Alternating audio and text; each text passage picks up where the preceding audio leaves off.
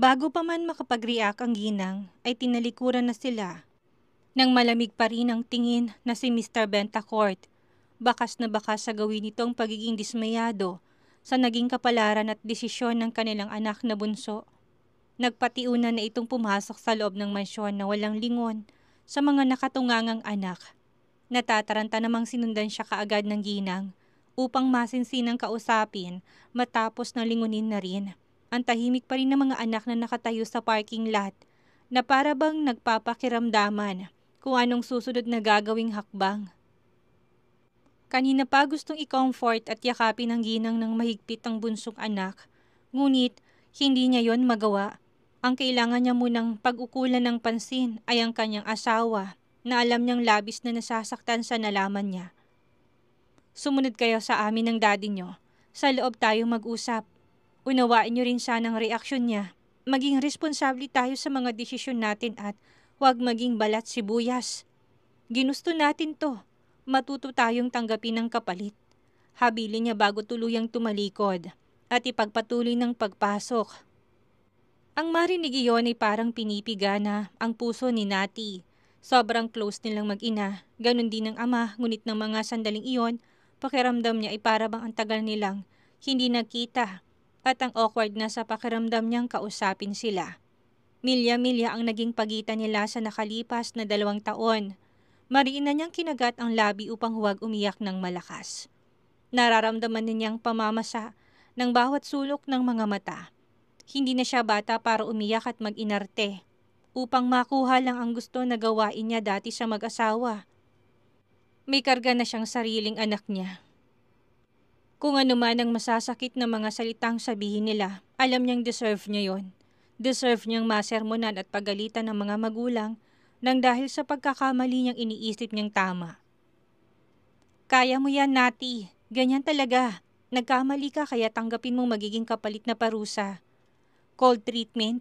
Hindi pa yan yun. Malala pa dyan ang inaasahan mo, hindi ba? Huwag na huwag kang iiyak sa harap ng iyong mga magulang. Ipakita mong kaya mong saluhin ang lahat ng ibabato nilang mga salita.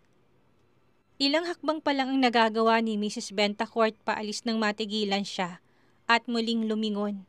Nadudurog ang puso niya. Nababasag habang tinatanaw ang bunsong anak. Alam niya yon. Nagangat ng tingin ng panganay niyang anak sa kanya. Sinundan yun ng kanyang manugang. Nanatiling nakayuko ang bunso niyang anak na para bang walang mukhang maiharap sa kanya. Bakas dito ang pagiging responsabling ina. Hindi niya sukat akalain na makakayang magbago ng ganito ng kanyang bunso. Mataman niya pang tiningnan si Nati na batid niyang anumang oras ay bubuhos na ang mga luha. Hindi ito sanay na mapagalitan. Napapagalitan nila ito pero hindi nito pinapansin ng lahat ng iyon. Ibang-iba ang sitwasyon nila ngayon. Higit ang hingang tinawid na niya ang kanilang pagitan. Bilang ina, parang may sariling buhay ang kanyang mga paa na humakbang palapit sa mag-ina. Pinagmasdan lang siya ni Nick at Krisa na gawin iyon. Mahigpit pa rin na yakap ng mga braso ni Nati ang kanyang anak na si Brixton. Nabasag pa ang puso ng ginang na mapagmasdan ng kanyang bunsong anak nang medyo matagal. Ang layo na ng itsura nito sa Nati na kilala niya noong sobrang makulit at parang bata pa ito kung umasta. Binago ito ng 2 taon. Sobrang iniba ang itsura nito na hindi niya ma-imagine kung paano yon. Welcome back, Nati. Good to see you again, anak. Usal na niya gamit ang garalgal na tinig. Napasinghap na si Nati na napaangat ng muka nang mahigpit na siyang yakapin ng ina. Dama niyang bilis ng hininga nito at tibok ng puso. Dumiin pa ang kagat niya ng labi upang huwag kumawala doon ang impit na mga hikbi. Unti-unting pumatak na ang kanyang mga luha na hindi niya na nagawa pang pigilan. Sinaluyo ng palad ng ginang, pilit siyang initian upang aluin na itigil ang pag-iyak. Sa pagkakataong iyon, ayaw makita ng ginang ang mga luha nitong parabang nahihirapan at inaapi ng mundo. Mabilis namang lumapit sa kanila si Nick upang kunin ang kanyang pamangkin na kaagad namang binitawan ni Nati upang mas mayakap ang kanyang ina na aminin niya man o hindi ay miss na miss niya. Kumusta ka na? Miss na miss ka na ng mommy. Patuloy ng ginang na hindi alintanang paglapit ni Nick. Tumitig ng mga mata ni Nati sa mukha ng inang punong-puno na ng luha ng mga sandaling iyon. Hindi niya na kayang pigilan pang ragasan ng bigat ng mga talukap ng mga mata. Iyak na siya. Miss na rin niya ang ina. Kagaya ng Kuya Nick niya noong nakita siya. Alam niyang mahal siya ng ina. Bakit ang payat mo? Hindi mo naman kailangang solohin ang lahat, anak. Narito ang mommy, ang daddy, ang Kuya Nick mo. Nakalimutan mo na ba na meron kang pamilyang naghihintay sa'yo? Lumabo pang mga mata ni Nati nang bumaha pang labas ng kanyang mga luha. Parang batang pinalis yun, gumanti na ng yakap sa ina. Nagkaroon na ng tunog ang kanyang mga iyak nang ipatong ang baba sa balikat ng ina. I'm really sorry, Mommy. Hindi ko sinasadya. Pero hindi ko pinagsisisihan ng tungkol sa bata. Choice ko yon. Siyang pinakamagandang pangyayari sa aking buhay. Choice kong maging anak siya, Mommy. Marahang tumangulang ang ginang na marahan ng hinagod ng likod ng kanyang anak na mas bumaha pa ang luha. Naiiyak na rin siya ngunit hindi niya pwedeng sabayan ang anak. Kailangan niya maging malakas sa paningin ni Nati. Kung iiyak siya, lalo itong makokonsensya. Iisipin na sobrang nasaktan siya. Ang mahalagay nakauwi na ito ng mansyon. Pwede na nilang gawin ang dating ginagawa nila noon. It's okay, Nati. It's okay, anak. As long as you are fine. Ayos na yon. Hindi mo kailangang sobrang makonsensya at saka having a child is a blessing. Hindi ka namin sinisisi na ganito ang kapalaran. Sa sinabi niya ng ina ay lalo pang naiyak si Nati na humigpit ang yakap. Hindi alintanang pagkabasa ng balikat ng ginang ng mga luha. Unti-unting gumaan ang bigat na nararamdaman ng dahil sa sinabi ng ina. Kalamayin mong sarili mo. Ang daddy mo, galit lang yon dahil syempre 2 taon na naming hinahanap. Valid ang galit niya, anak, kaya huwag mo sanang sumama ang loob mo sa iyong ama. Normal na reaction lang yon, ha? Paulit-ulit na tumango si Nati na kumalas na ng yakap sa ina. Hindi na rin sila nagtagal sa labas. Pumasok na sila sa loob ng mansyon kung saan inaabutan nilang prenting nakaupo ng haligi ng tahanan at hinihintay silang dumating. Nakadikwatro pa ang binti nito. Malapit na napaupo si Nick sa ama, samantalang katabi ni Krisa at ginang si Nati na pulang-pulang mga mata. Patuloy yung nangahapdi at hindi makatingin pa rin sa banda ng ama. Sinubukan ni Nick na akayin si Brixton palapit sa kanilang ama. Tinapunan lang siya doon ng ama ng masamang tingin. Sa tingin niyo, palalagpasin kong pangyayaring ito nang dahil sa bata? 2 taon niya tayong pinaghanap. May diin ngunit kontrolado ang boses ni Mr. Bentacourt dahil ayaw rin naman niyang matakot ang apo. Gilier! Muling tawag ng ginang sa pangalan ng asawa. At nasaan ang ama niyan? Bakit hindi mo kasama? Walang bayag? Iniwan ka? Ayaw kang panagutan? Namayani ang labis na katahimikan sa kanilang pagitan pagkatapos ng seryosong sabihin ng litanyang yon ni Mr. Bentacourt. Natuod na si Nati sa kanyang kinauupuan. Habang lulan kanina ng sasakyan ay ilang beses na niyang pinaraktis sa kanyang isipan ang isasagot sa mga posibleng katanungan ng kanyang mga magulang. Ngunit ngayong nasa pagkakataon na silang iyon, para bang naglaho ang kanyang mga hinabing salita ng explanation. Wala siyang nagawa kundi ang mapatungo at mahulog ang mga mata sa kanyang 2 palad na para bang kapag ginawa niya yon, ay makikita niyang kasagutan sa tanong ng kanyang ama. Hindi siya takot pero nahihiya siya. Sana man lang ay sinama mo siya dito, Natalia. Dagdag pa ng amang inip na hinihintay ang sagot ng anak. Ilang beses niyang nilingon si Nick, ang asawa at maging ang manugang niyang si Krisa, na para bang alam nila ang sagot ng bunso niyang anak. Ngunit nanatiling tikom ang bibig nila na tila ba naghihintay din ng explanation. Nabaling ng atensyon ni Mr. Bentacourt sa batang kaharap niya nang hawakan ni Brixton ang isang kamay ng kanyang lolo Gilier. Tumagal ang tingin niya sa inosenteng mukha ng bata. Hindi naman niya ito itinaboy o inalis ang hawak ng munting mga kamay sa kanya. Umigting ng panga niya nang makitang kamukha ito ng una niyang apo, ni Nixa. Papasa na nga itong kapatid ng apo sa panganay niyang anak na nagpakabog ng kanyang puso. Ilang beses nahiling na sana ay mali ang kanyang iniisip. Napasinghap ang lahat nang muling mag-angat ng mukha si Mr. Bentacourt sa mga kaharap na agad na napatitig ng mga sandali sa kanyang manugang na si Krisa. Mula sa manugang ay lumipat naman ang mga mata niya sa bunsong anak na si Nati. na agad na paiwas ang tingin sa kanya. Sunod-sunod na napalunok na siya ng laway. Naramdaman niyang nahuhulaan na ng ama kung sinong ama ng anak niyang si Brixton. Dahil hindi ito maitatanggi ng kanyang malaking pagkakahawig. Hindi nga si Nati nagkamali. Nati, tama bang naiisip kong ama ng anak mo? Mababaw ang tono ng boses ng kanyang ama na puno ng pananantya. Nahahati ang kanyang isipan dahil parang hindi siya sigurado dito. Sumagot ka. Sabihin mo ang totoo. Huwag mo kong paghulain kung sinong ama nitong anak mo. Nawalan ka na ba ng dila para magsalita, ha? Napaayos na ng upo si Nati. Diretso ng tingin ng mga mata sa kanyang ama na sa mga sandaling iyon ay alam niyang umaahon na naman ang galit sa kanyang ginawa. Dinig na niyang malakas na tibok ng kanyang puso. Dama na rin niya ang tensyon ng iba pa nilang mga makasama doon na bagamat tahimik ay alerto din namang nakikinig. Daddy, let me explain. Sagutin mo ang tanong ko. Ang tiyuhin ba ng hipag mong ama ng anak mo?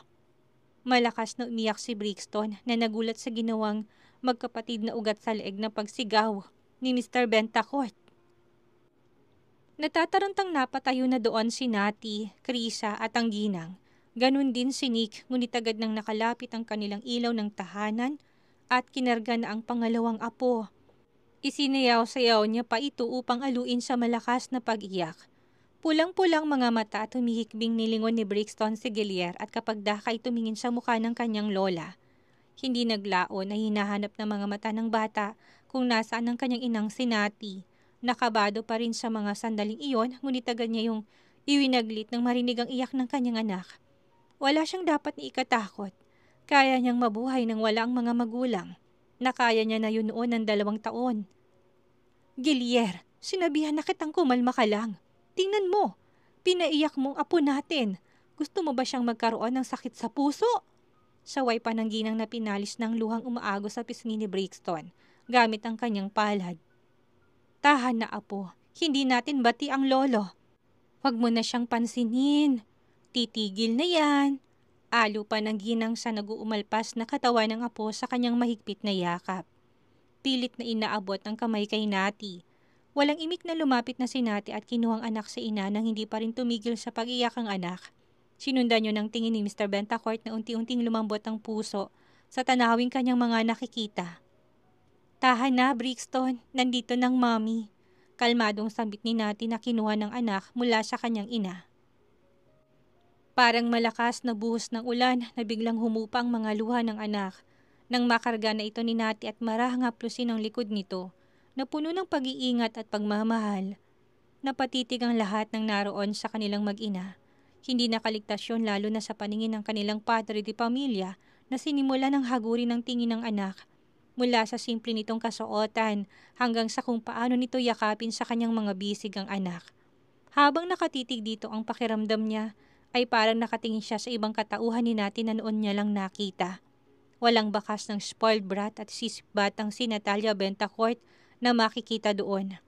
Binago ang buong pagkatao ng anak ng 2 taong pagtatago nito kasama ang kanyang supling. Medyo nahabag si Gilier doon at the same time ay proud dahil hindi niya sukat akalain na kakayanin nitong lahat ng pagod at hirap ng mag-isa. Sorry Dad, kung wala akong ama ni Brixton na maipapakilala sa inyo ni Mommy. Kaya ko namang ako lang. Ayoko rin mag-explain. Ayoko na siyang pag-usapan. Pumunta lang ako dito para magpakita. Usal ni Nati na nakatingin ng mga mata sa mukha ng anak at hindi sa mukha ng amang alam niyang mariing nakatingin sa kanya. Kung ayaw niyo kami dito, ayos lang. Wala rin naman akong plano na isiksik ang sarili naming mag-ina, lalo pat hindi niyo. Sinong may sabi na ayaw kung nandito kayong mag-ina? Kalmado ng boses ni Mr. Bentacourt habang nakatitig pa rin doon. At hindi na kontentong padre de pamilya na umahon na sa kanyang inuupuan. Ilang beses na gumalaw ang Adam's apple nito sa ginawa nitong paglunok ng kanyang laway. Umuwi ka na kaya dito na kayong mag-ina. Hindi kita tinataboy. Kung ayaw mo magpaliwanag sa amin kung ano ba talagang nangyari sa iyo, igagalang kong pasya mo. Pero kailangan ko pa ring malaman kung sinong tarantadong gumawa niyan sa'yo dahil... Dad, naririnig ka ng bata. Saway ni Nick sa ama na naintindihan niya ang reaksyon.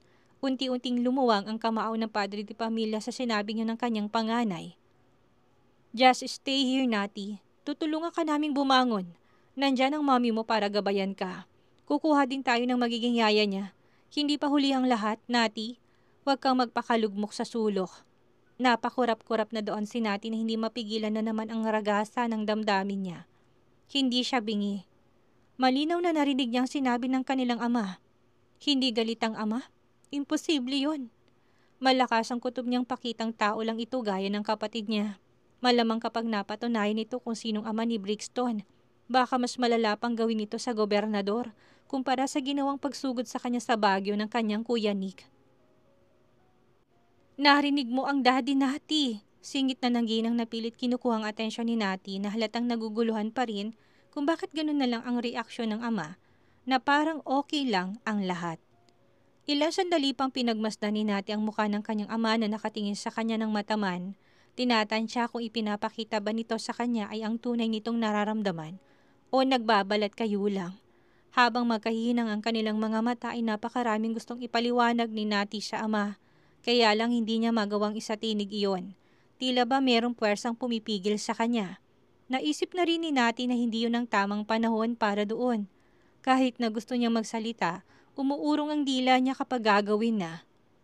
Maiwan ko na muna kayo. Pupunta lang ako ng study room. Paalam ni Mr. Bentacourt na bakas ang bigat ng pakiramdam sa kanyang magkabilang balikat, bagamat hindi nagalit ang emosyong nakabalandra sa mukha niya. Sinundan lang ng paris ng kanilang mga matang likod ng padre de pamilya, nalingit sa kaalaman ng lahat na sobrang bagsak at gulo ng kanyang isipan ng mga sandaling iyon nang dahil sa nangyari sa bunsong anak. Nang mawala na ito sa kanilang paningin ay muling hinarap nila si Nati, na nanatilang tingin kung saan banda ng masyon na walang imahe ng kanilang ama. Muling kinuha ni Mrs. Bentacourt si Brixton sa kanya na kaagad namang sumamang bata dito. Makahulog ang nagpalitan ng tingin si Krisa at Nick sa nasaksihang pangyayaring yun. Susundan ko lang si Dad. Paalam ni Nick pagkaraan ng ilang minuto dahil gusto niya itong kausapin ng masinsinan na silang dalawa lang. Alam niyang maraming katanungan ng iba na alam niya naman ang sagot, kaya siya nang bahalang mag-explain. Hindi mo kailangang sumama sa akin, Nati. Saka mo na si Daddy kausapin ng kayo lang kapag medyo humupa ng disappointment niya. Ako na lang muna. Baling niya sa kapatid dahil nakita niyang parang gusto nitong sumama sa kanyang pag-alis. Tumangulang naman doon si Nati na kahit na akmang aalma, ay pinigilan niya ang sarili. Kilala niyang ama, maaaring nagpapakitang tao lang ang ginawa nitong pagtanggap sa kapalaran niya, pero hindi rin yun ganun kadali. Dito ka na lang muna, stay with Mom and Krisa. Sinundan na lang ni Nati ng tingin ng likod ng kapatid na pamatya na silang iniwan. Hinarap niya na ang ina at ang kanyang hipag na wiling-wilin at na kay Brixton na ang buong atensyon. Sinagot niyang ilang tanong ng ina. Ano ang buong pangalan ng anak mo, Nati? Natalyo, Mom. Tipid niyang sagot na tinignan ng reaksyon ng kanyang hipag na medyo natawa. Naku, magkapatid nga kayo ni Nicolo. Nix ang pangalan ng anak. Ikaw, Natalyo. Humahagikik pang saad ni Krisa na sinabayan na lang ni Nati ng malakas nitong pagtawa. Buti cute ang mga bata. Sana lang pagtanda nila, hindi sila magalit na ganyan ang mga pangalan nila. Anito mas humagikik na. Natawa na rin si Mrs. Bentacourt sa komento ng kanyang manugang. Naku, ayos lang yan.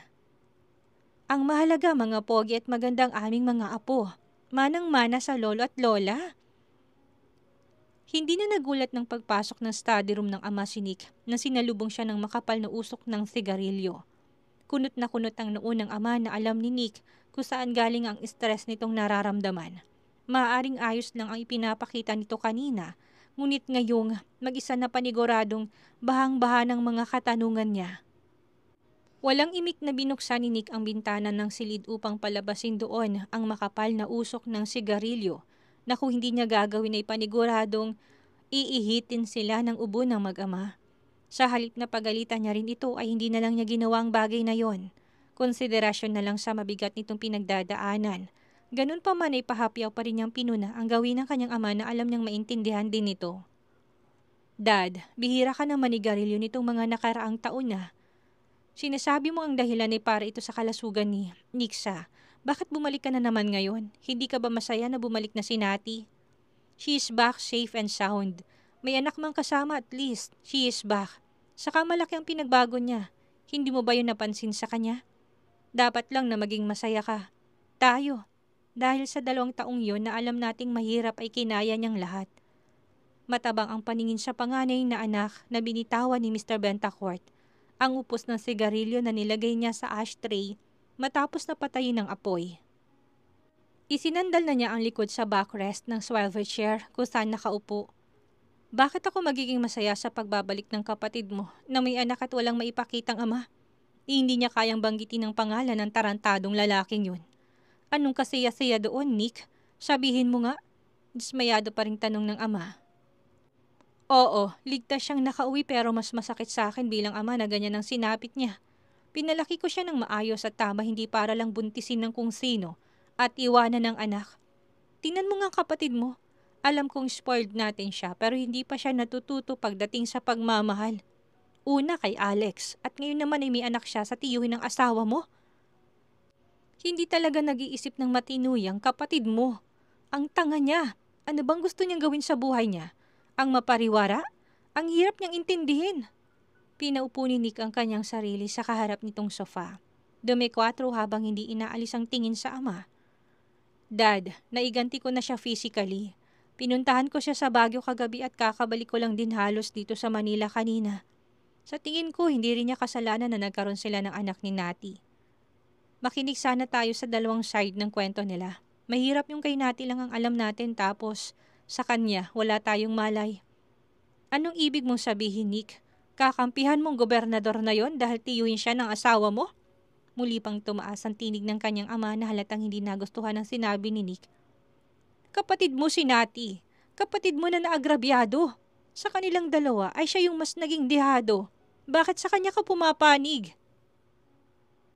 Napailing na si Nick. Ayaw niya maging one-sided. Oo, nadala siya ng bugso ng damdamin at pagmamahal sa kapatid kung kaya hindi niya nagamit ang utak at biglang sinugod ang governor sa Baguio na alam niyang mali ito. I have this hint na hindi alam ni Governor Barcelo na meron silang anak ni Nati. Kasi kung alam niya yun. Ano? Hindi sinabi ng kapatid mo sa ama ng bata na nagdadalang tao siya? Aba ay, talaga namang ang galing ng ugali niyang kapatid mo. Problemadong napahilamos na ng kanyang mukha si Mr. Bentacourt na mas lumala ang stress. Napatayo pa ito't nagpalakad-lakad na hinilot ng kanyang magkabilang sentido. Kahit kailan talaga, Natalia! Bulalas pa nitong para bang lahat ng problema sa mundo ay pasa na niya. Pero kahit na, hindi man lang ng Governor Barcelo na yun sinigurado na hindi niya nabuntis ang kapatid mo. Mali pa rin niya ang lahat. Nati went to hiding, Dad. Nakalimutan mo na ba? Kontra ni Nick sa ama? At baka nakalimutan niya yun.